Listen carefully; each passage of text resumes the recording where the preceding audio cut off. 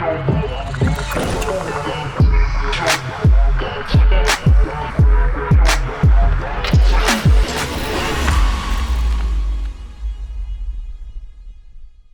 so today on Tuesday Tip, we wanted to talk about sod preparation. So as you can see the yard behind me, we are getting ready to lay some sod here for this client. And this client had new construction.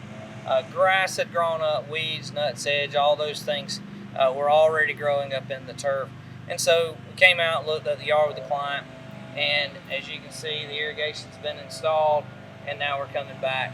What we're going to do is we've got a sprayer here. We're going to spray the yard here with Roundup and a couple of other chemicals to take out some of the nutsedge and crabgrass and things like that. The reason we recommend that you come in and spray the yard before you actually lay the product down, and sod, seed, those kind of things, is because we don't have to worry about that weed germinating under our new sod, coming up through our new sod, and then creating an issue where we have a bunch of weeds in our turf grass. So when you get ready to start laying that new sod or lay out a flower bed, it never hurts to come in and spray the area first with a Roundup product, maybe a couple of other selective herbicides if needed, and allow the grass to die before you come in and lay that sod. So hope this helps on your next landscape project. If you need some help, give us a call.